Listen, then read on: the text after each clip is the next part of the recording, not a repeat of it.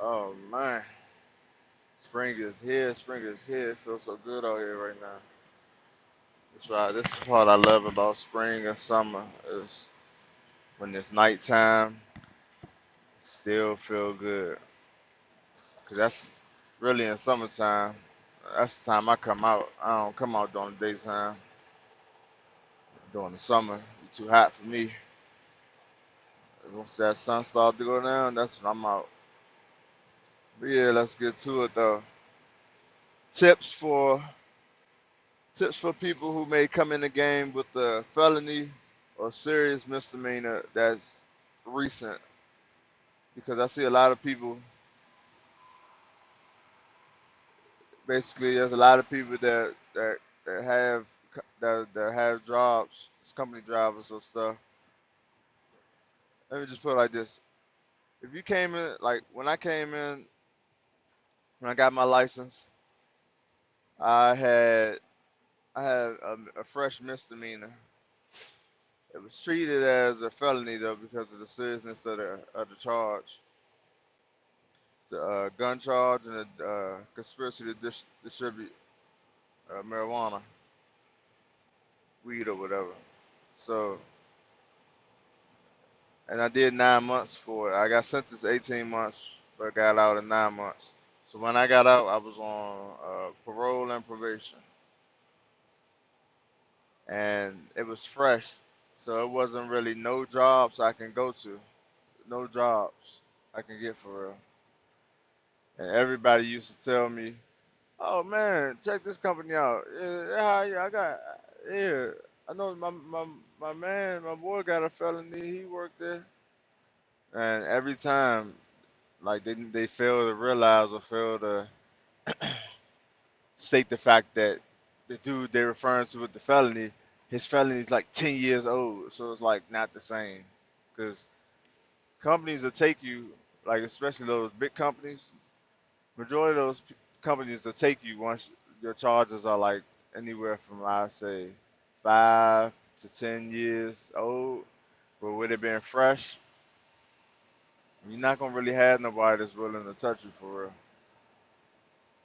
So little tips to get your foot in the door, because that's basically all you're trying to do. Once you get your foot in the door, and once you have like a year experience, and your charge is like a year, really it's good to get your charge about 2 or 3 years old. But basically, the more experience you have, the less they care about your charge. You know, of course, depending on what kind of charge it is. But if it's, no, I'm saying, any non-violent charge, from my experiences, once you start to get your driving experience up, they can care less about that. And I'm a walking testimony for that. So yeah, a couple of tips. I would say look for we're looking for a company to go work for. Try to look for like maybe an owner operator person who has like one truck or something that's just looking for a driver so you can get out the truck. A real small company, like the smaller the company is, the more they'll be willing to accept you because they don't, you know what I'm saying? They're just trying to get somebody to fill the seats, trying to get some drivers. So I would say look for smaller companies. Don't go to none of those because you're not getting in none of those big companies, no Prime or none of them other big truck companies with no record. Like that's not happening. It's not happening at all. Like criteria is too strong with them, too too thick. They're not letting no person with no fresh charge or whatever. Also, if you can't find the like a owner operator, small little company I went to, now this company is not good at all. Like I'm not backing them. I don't even want to say their name for real, but just purposes to help somebody who maybe was in the same situation as me, not getting picked, can't find a trucker company to accept them on the drive because of their record and no experience. So the company called Carolina Cargo. I haven't double checked to see if they're still in business, but Last time I checked, they were Carolina Cargo. Now this company, like a lot of these companies who accept people with charges, they basically take advantage of you. From when I was there, they was only paying you. You had to run teams. The the trucks was crap for real. It's a bunch of drunks, crackheads, and felons that work there basically, and they only paying them 10 cents starting out. You basically splitting 20 cents as a team, so 10 cents a piece, and you going from East Coast all the way to West Coast. So a lot of they was doing a bunch of they based out of South Carolina. They was doing South Carolina to California, South Carolina to Arizona, like east straight east to west. And when I was working there, I don't know if they changed it, but you was you have to mail your load and to get paid. They wasn't doing no technology. Like they was real outdated when it came to that. Like a lot of these truck companies, you know what I'm saying, you scan your stuff in either at the truck stop or in your truck, and you get your check. I'm saying you get it on your check that ended by the end of the week. Yeah. So you used to have to mail your check, mail your loads, and then also they paid every 2 weeks.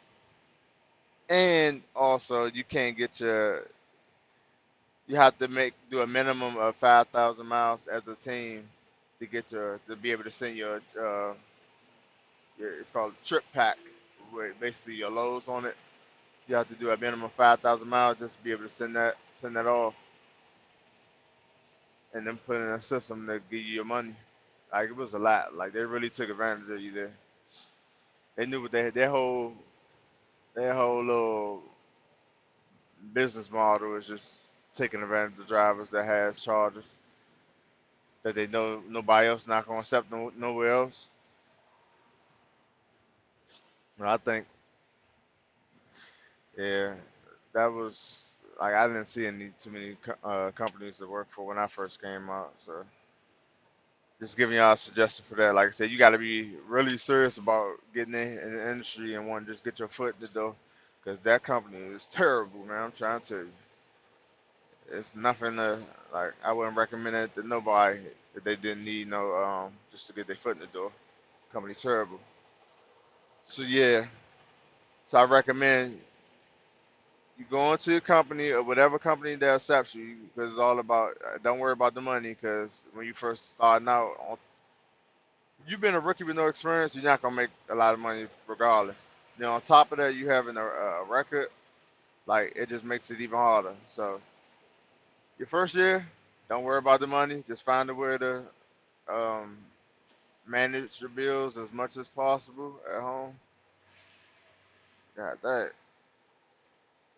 my bad. So yeah, just find a way to stay afloat with your bills as much as possible for that year. And I would recommend staying at the company.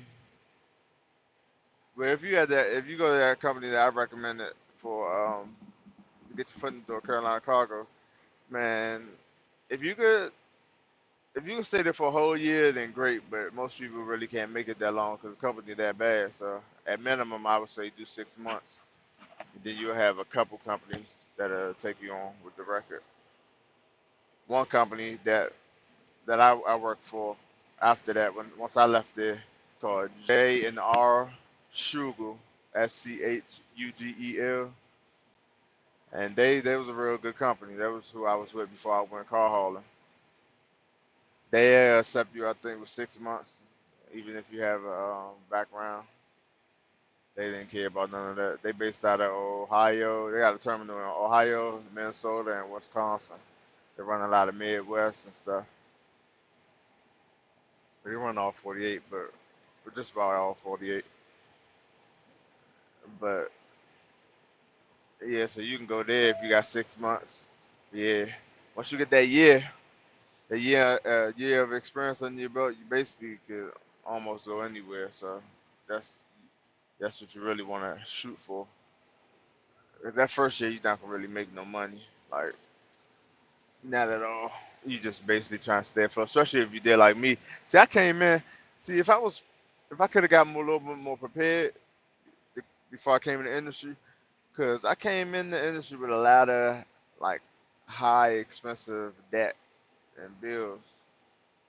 Like as I've been like each year as I've been in car hauling, besides the first year, like I said, you don't make no money first year. For the first year, I was just trying to stay afloat and make my bills.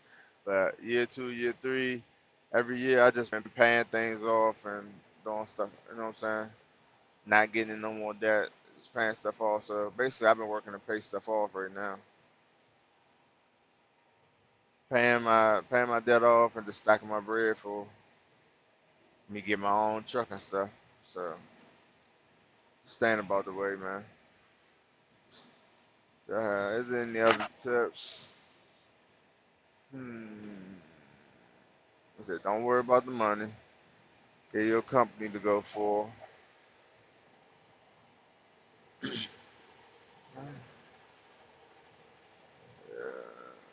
Uh,